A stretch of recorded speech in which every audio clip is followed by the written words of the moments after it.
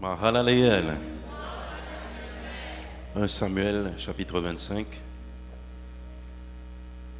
Nous allons lire ensemble les versets 21 à 28 et le verset 34. 1 Samuel 25. Versets 21 à 28 et le verset 34.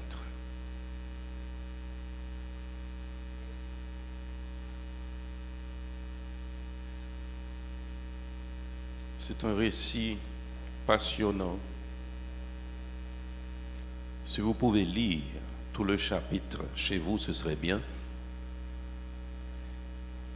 C'est ce que j'aurais voulu faire ce matin, mais on est encore dans le temps. Versets 21 à 28 et le verset 34. Si vous l'avez cette portion, nous allons lire ensemble. Allez-y.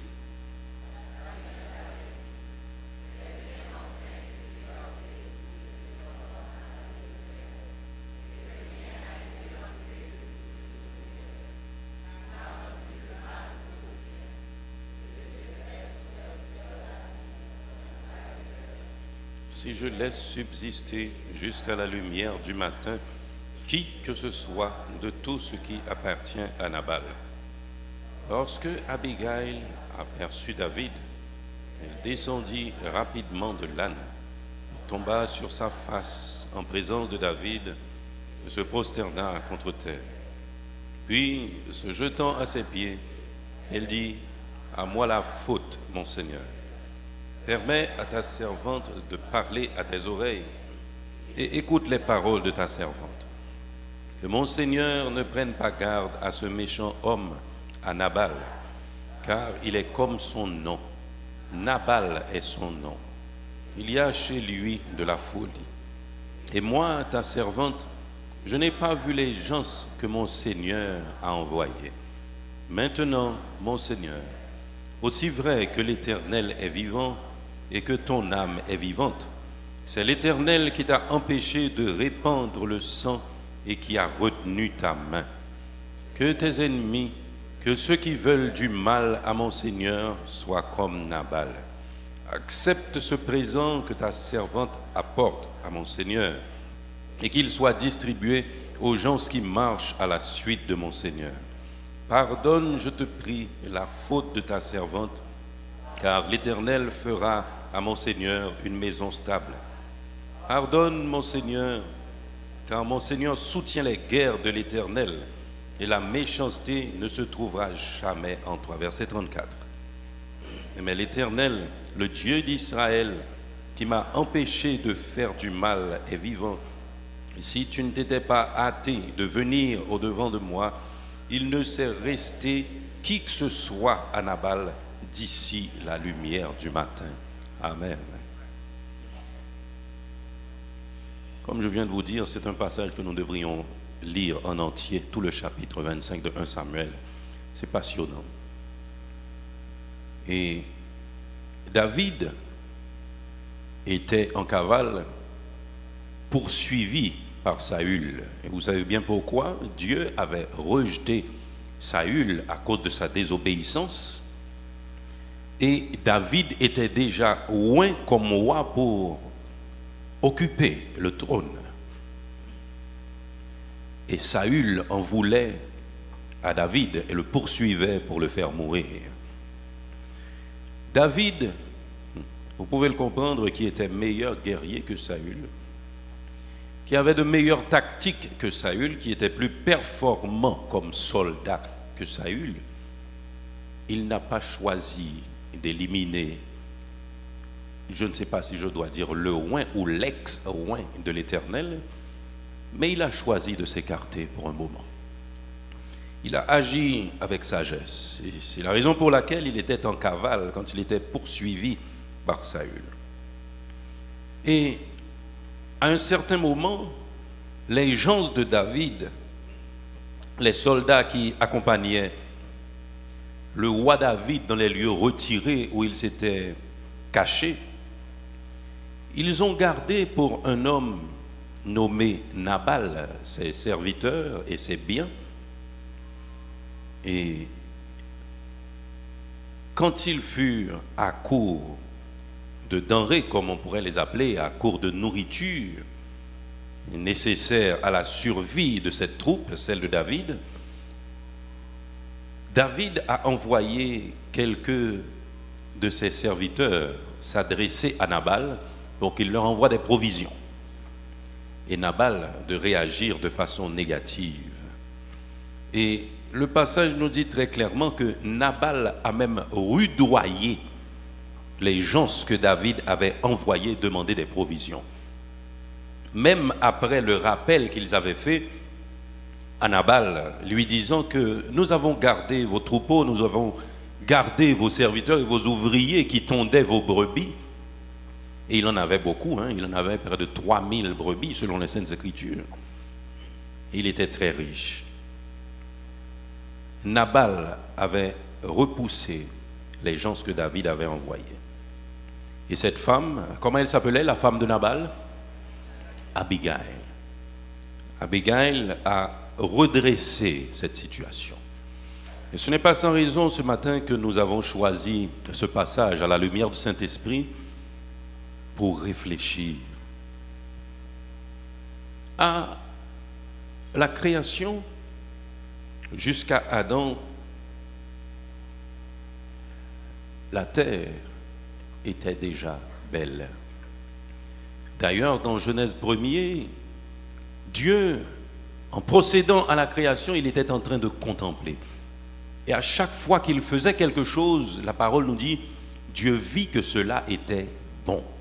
Tout était bon dans la création, mes bien-aimés. Jusqu'à Adam, tout était bon. Et arrivé au chapitre 2, je parle de la verdure, la nature, le ciel, la mer, appelés les eaux d'en haut et les eaux d'en bas, les animaux, le bétail, les reptiles, selon leur espèce, tout était bien. Et arrivé à Genèse 2, la Bible nous dit, il n'est pas bon que l'homme soit seul.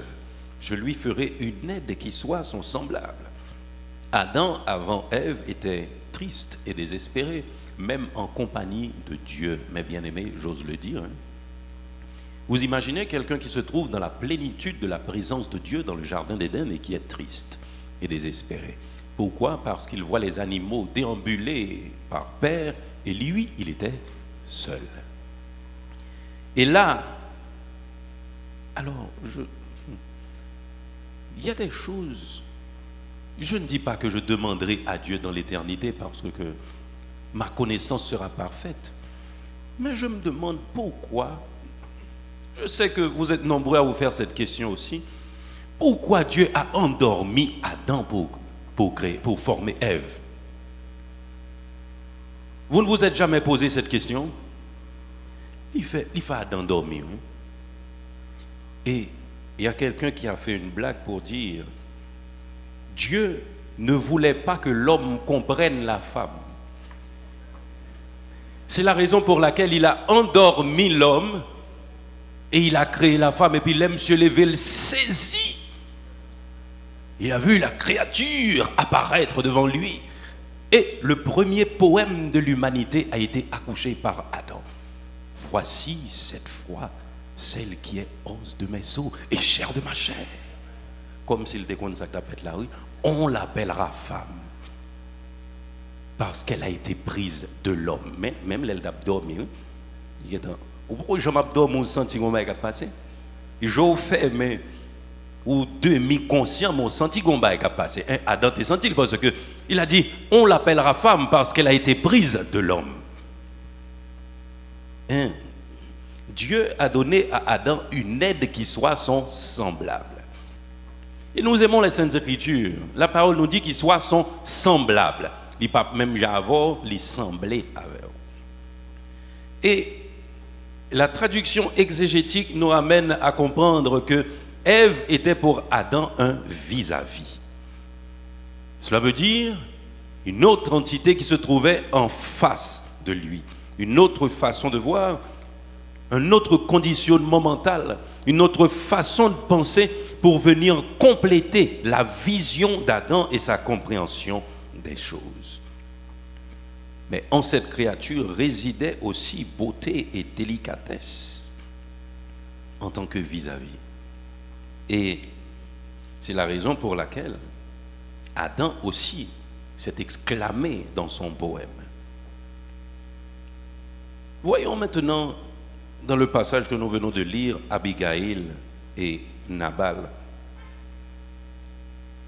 Le verset 3 me dit, le nom de cet homme, je prends à partir du verset 1er, Samuel mourut, le prophète, tout Israël s'était assemblé, le pleura et on l'enterra dans sa demeure à Rama. Ce fut alors que David se leva et descendit au désert de Paran. Il y avait à Mahon un homme fort riche, possédant des biens à Carmel, et il avait 3000 brebis et 1000 chèvres. Il se trouvait à Carmel pour la tonte de ses brebis. Le nom de cet homme était Nabal et sa femme s'appelait Abigail. C'était une femme de bon sens et de belle figure. Mais l'homme était dur et méchant dans ses actions. Il descendait de Caleb. Vous savez, moi, je ne comprends pas, mais c'est sûr que je comprendrai. Abigail et Nabal, comment sont-ils arrivés au mariage? C'est peut-être pour la première fois que vous vous trouvez en train de lire ce passage, mais une femme de bon sens et de belle figure, joindre l'utile à l'agréable, mes bien-aimés, c'est bon. Une femme de bon sens et de belle figure qui épouse un homme dur et méchant dans ses actions. Et le verset 25 me donne encore plus de précision en disant que mon Seigneur ne prenne pas garde à ce méchant homme, à Nabal, car il est comme son nom. Nabal est son nom, il y a en lui, chez lui de la folie. Nabal a pour signification fou. Ces deux personnes sont arrivées à se marier. Nous n'allons pas parler de mariage, non, ce matin. Mais dans le temps, alors si aujourd'hui il s'agit de consentement mutuel de personnes qui doivent se mettre d'accord, s'aimer, dans le temps, on parlait aux parents de la fille. On parlait aux parents de la fille et puis on arrive sur la fille avec la nouvelle. Vous allez vous marier avec un tel. On t'a réservé. C'est difficile. C'est peut-être dans ces circonstances. Ça, c'est ce que l'on appelle de la théologie spéculative, parce que la Bible ne nous a pas donné trop de précisions sur la rencontre de Abigail et Nabal, mais une femme de bon sens, de belle figure, qui se serait volontairement donnée à un homme dur, méchant et même ayant de la folie chez lui, ça laisse à désirer. Et pourtant, ils étaient déjà ensemble. Et de là, une circonstance difficile s'est présentée. David est en difficulté, et pendant un certain temps, il avait gardé les troupeaux, les richesses et même les serviteurs de Nabal pour lui. Et étant à court de nourriture, il s'adresse à l'homme riche qui a rejeté les serviteurs de David. Et la femme de bon sens et de belle figure a réagi comme il se doit. Aujourd'hui, mes bien-aimés, l'invitation que nous vous faisons ce matin, particulièrement aux femmes, même au fort de grandes difficultés dans les circonstances les plus difficiles, rappelez-vous qui vous êtes. Vous êtes une aide pour l'homme. Vous êtes une aide pour l'homme. Certes, l'homme est le chef de la femme. L'homme est le chef de la femme. Ce que la majeure partie des femmes n'aiment pas entendre, c'est la raison pour laquelle moi je dis, une femme qui va se marier, c'est une femme brave. Vous comprenez ceci? Vous étiez libre comme le vent, vous décidiez pour vous-même, vous alliez où vous voulez, vous viviez comme bon vous semblait, et puis vous décidez de vous coiffer d'un homme. Vous imaginez ce que cela engendre? Parce que la Bible me dit que la femme soit soumise à son mari. Waouh, c'est dangereux. il vous faudrait bien connaître un homme. Et bien connaître quelqu'un, c'est difficile parce qu'on ne se connaît même pas. Cela veut dire que c'est une affaire que Dieu devrait lui-même gérer pour chaque personne qui fait ce choix. C'est une grande responsabilité, non seulement pour la femme qui se coiffe d'un homme, d'un chef, qui ne connaît pas nécessairement la définition de chef, qui est synonyme de responsabilité, qui est synonyme de prévoyance, qui est synonyme de clairvoyance, qui est synonyme aussi de sacrifice. Parce que la Bible me dit que le mari aime sa femme comme Christ a aimé l'Église et s'est livré lui-même pour elle. Alors que l'Église n'a pas été toujours fidèle. C'est ça aussi un mari. Cela veut dire que la responsabilité est grande des deux côtés, mes bien-aimés. Vous vous coiffez de chef, des fois d'un bourreau, sans même le savoir. Et l'homme, lui, il prend en charge une grande responsabilité, celle de se sacrifier. Aimer, c'est se sacrifier, mes bien-aimés. Ça peut vous paraître ridicule, mais quand un homme est seul, en fin de journée, s'il ne songe pas gagner là, pour le manger, il a décidé de boire de l'eau pour le dormir. Mais quand vous avez une femme à la maison et des enfants qui vous attendent, vous pouvez entrer comme ça? C'est une grande responsabilité. Dans un pays où l'insécurité bat son plein, mes bien-aimés, quand vous êtes homme, vous êtes peut-être attaqué, les inglindos, comme on l'appelle, arrivent chez vous, sauvez nos potes pas d'air au jambon, mais aller rapide. Mais quand vous avez femmes et enfants, vous devez mourir d'abord avant que ces gens rentrent. Des deux côtés, c'est une grande responsabilité. Et en tant que femme, vous avez la responsabilité de compléter l'homme, de combler ses vides. Salpa ouais pour elle pour lui. Et c'est la raison pour laquelle l'homme aussi doit écouter la femme. Nous le disons très souvent du haut de cette chair, mes bien-aimés. Ce n'est qu'une question de hiérarchie et de fonction, mais ce n'est pas de la supériorité. L'homme est le chef de la femme parce qu'on machine pas quelqu'un de volant, la prendre de direction, le pas bon pour lui. Mais ce n'est pas parce que copilote là pas dit me penser où ça puis bon. Vous ne comprenez pas? Ah oui. Abigail était une femme, selon le verset 3, de bon sens. Nous laissons tomber de belles figures pour le moment parce que c'est le bon sens qui nous intéresse. En tant qu'aide, vous devez cultiver le bon sens, mes bien-aimés. Et dans le verset 14, je lis quelque chose. Un des serviteurs de Nabal vint dire à Abigail, femme de Nabal, « Voici, David a envoyé du désert des messagers pour saluer notre maître qui les a rudoyés. » Ok? Et pourtant, ces gens ont été très bons pour nous et ils nous ont fait aucun outrage et rien ne nous a été enlevé tout le temps que nous avons été avec eux lorsque nous étions dans les champs. Ils nous ont jour et nuit servi de muraille tout le temps que nous avons été avec eux, faisant paître les troupeaux. Le verset 17 que j'aime, ça dit quoi? Sache maintenant et vois ce que tu as à faire. Waouh! Le serviteur n'a rien proposé, non, à la femme de Nabal. Il a dit, sache maintenant et vois ce que tu as à faire. Car la perte de notre maître et de toute sa maison est résolue. Et il est méchant, si méchant qu'on ose lui parler. Nous ne pouvons pas rentrer dans les détails, non, mais si votre mari n'est pas abordable, on doit pouvoir vous trouver. On doit pouvoir vous trouver. Abigail était abordable, différente donc de son mari.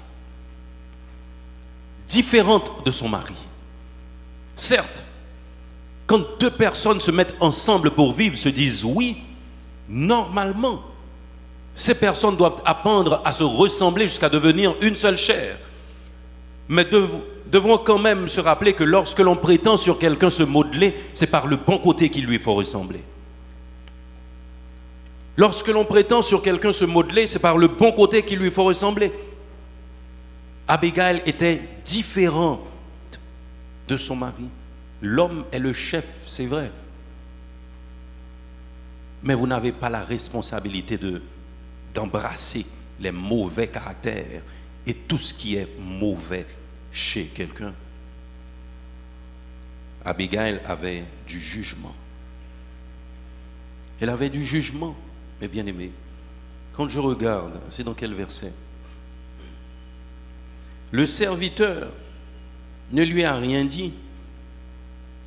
Et pourtant, au verset 18, Abigail prit aussitôt, le verset 18, lisez avec moi s'il vous plaît.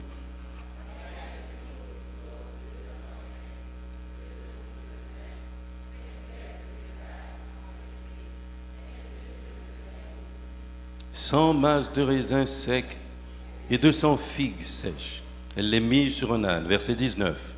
Et elle dit à ses serviteurs, passez devant moi, je vais vous suivre. Elle n'a rien dit à Nabal, son mari. Elle avait du jugement.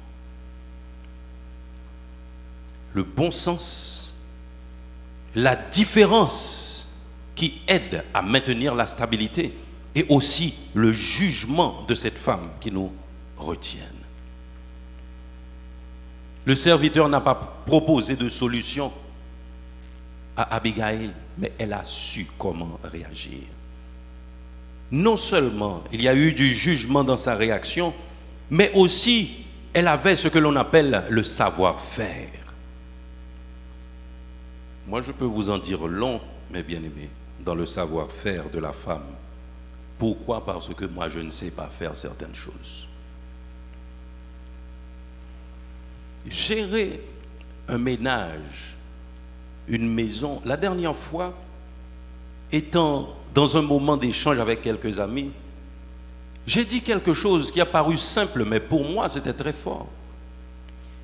L'une des plus grandes responsabilités d'une femme dans un foyer, c'est de savoir quoi donner à manger tous les jours.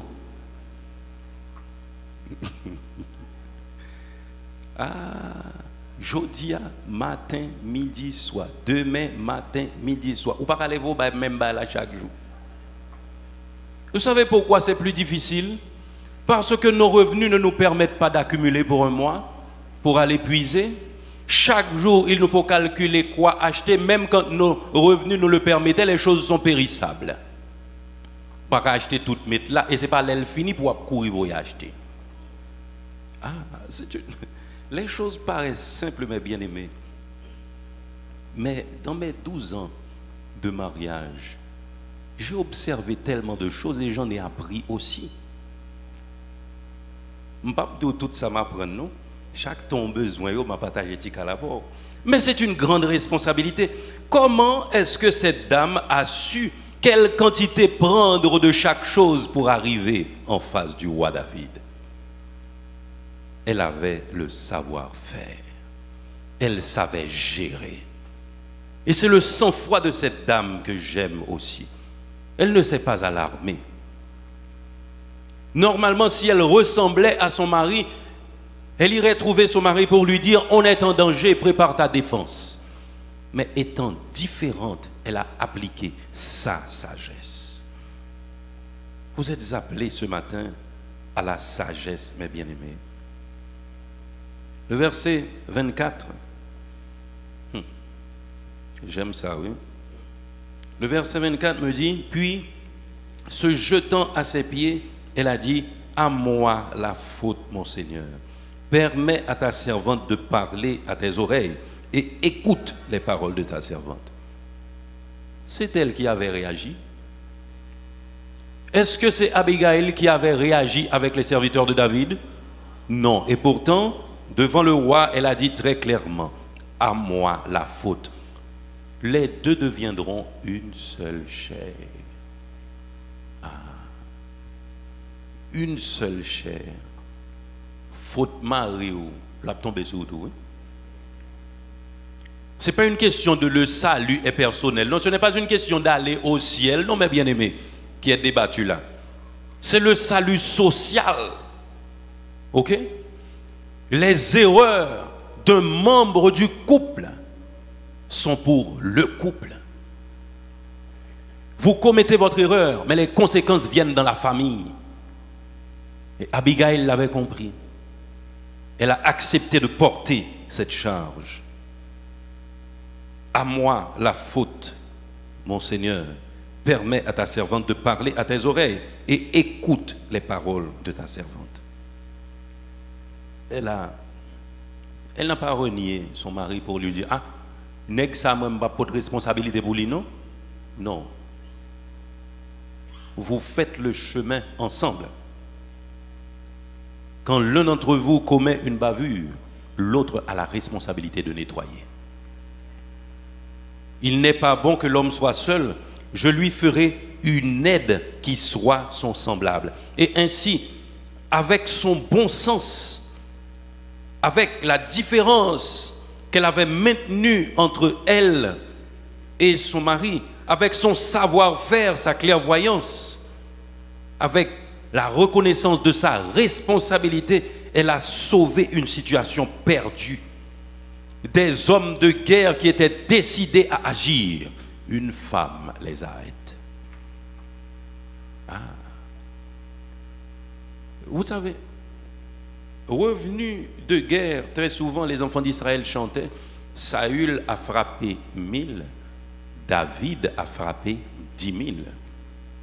Et vous vous rappelez, si vous remontez dans les passages un petit peu précédents, Saül qui attaquait David, David en tant que guerrier avait trouvé une stratégie pour couper le pan du manteau du roi Saül, pour lui montrer qu'il avait sa vie entre ses mains. Il était un grand guerrier. Il savait comment réagir et préparer une offensive. Une femme l'a arrêté. J'aime le passage, mes bien-aimés. Dans 1 Pierre 3, la raison pour laquelle vous pouvez être un homme pensant que vous êtes le bourreau, votre oui, c'est le dernier mot et tout. Gros gauche. Ah, puis il y a monsieur fâche avec moi, après ça m'a tout sorti dans le porte là derrière là. Mais quand vous avez une femme intelligente qui a la crainte de l'Éternel, mes bien-aimés, vous formez une belle équipe. Vous formez une belle équipe. Et 1 Pierre 3, le verset 7 me dit, Marie, montrez à votre tour de la sagesse dans vos rapports avec vos femmes, comme avec un sexe plus faible. Honorez-les comme devant hériter avec vous de la grâce de la vie. Qu'il en soit ainsi et que rien ne vienne faire obstacle à vos prières. C'est un beau passage. Nombreux sont les hommes qui prennent le prétexte pour laisser comprendre que la femme est faible. L'apôtre a si bien dit, comme avec un sexe plus faible.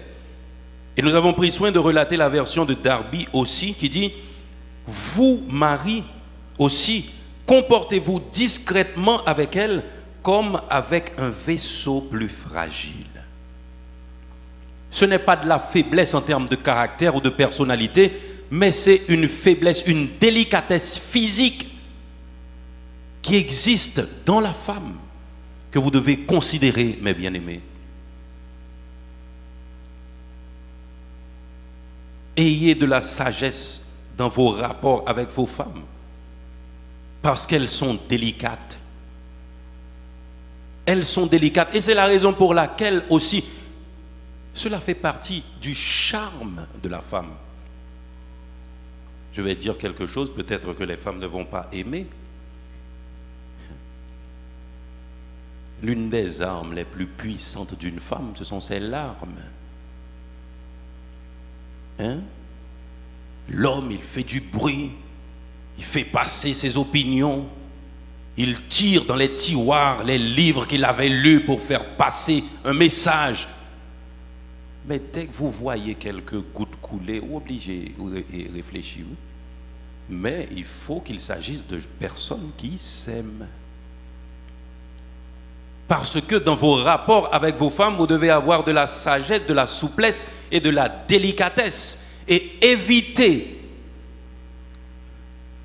d'attrister, de choquer, de détruire émotionnellement ce vis-à-vis que Dieu vous a donné. Et c'est votre responsabilité, mes bien-aimés.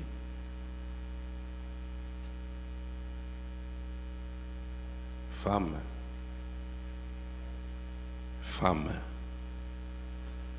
vous détenez un grand pouvoir dans l'humanité. Et je le dis à qui veut l'entendre. Si, ce que je vais vous dire est très fort, si les hommes aimaient Dieu comme ils aiment les femmes, nous aurions un autre monde. Vous avez bien entendu ça? Si les hommes aimaient Dieu comme ils aiment les femmes, nous aurions un autre monde. Dieu a passé ses consignes à Adam dans le jardin. Ève est arrivée, qui s'est passé, consigne tombée.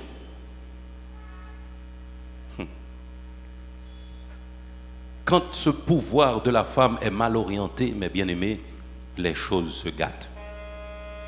Mais quand ce pouvoir est bien orienté, tout va pour le mieux. Et c'est la raison pour laquelle, quand Moïse avait désobéi à Dieu et qu'il n'avait pas fait circoncire son fils, Dieu frappa Moïse au cours de la nuit. Séphora n'a pas pris soin de venir reprocher Moïse ou de dire quoi que ce soit, mais elle s'est empressée de circoncire Geshcom. Et là, Moïse a eu la vie sauve devant Dieu. De même a agi Abigail avec son mari Nabal qui était dur, méchant et même fou. Remarquez que dans le passage, Abigail n'a rien dit à Nabal avant d'avoir tout fait. Et ce n'est que bien après qu'elle est venue raconter à son mari. Et vous savez, mes bien-aimés, Dieu sait de quoi nous sommes formés. Dieu sait de quoi nous sommes formés. Il sait ce que nous pouvons supporter et ce qui nous dépasse. Abigail est venue raconter à son mari ce qui s'était passé. Vous savez ce qui s'est produit? En apprenant même cette nouvelle, comment sa femme avait réagi avec David, le monsieur, il est tombé malade. C'était un endurci. Et 10 jours plus tard, il allait mourir. Parce que c'était pour lui un affront que sa femme ait répondu ainsi au roi. Il est mort. Aujourd'hui, la médecine nous aurait dit de quoi il était mort. Est-ce que c'est tension qui montait? Est-ce que son stroke lui tout fait? Est-ce que c'est remorque qui nous pas connaît? Mais il était endurci. Mais aussi sa femme était délivrée de lui. Ce que je vous dis ce matin est fort, mes bien-aimés. Aussi sa femme était délivrée de lui. Parce que humainement, dans nos analyses, nous ne voyons pas cette vie entre une femme de bon sens et de belle figure, intelligente, qui a du jugement, du savoir-faire, de la clairvoyance, de la sagesse, qui vivait avec un homme dur et méchant et même fou. Dieu peut changer tout le monde, mes bien-aimés, mais il vous faut vouloir le changement. Femme, quelle que soit votre situation aujourd'hui, ne cessez pas de prier pour votre mari. Ne cessez pas de prier pour votre mari. Mais votre délivrance est en route si vous êtes comme Abigail. Femme de bon sens, prévoyante, sage, ne vous appliquant pas aux choses mauvaises de votre mari.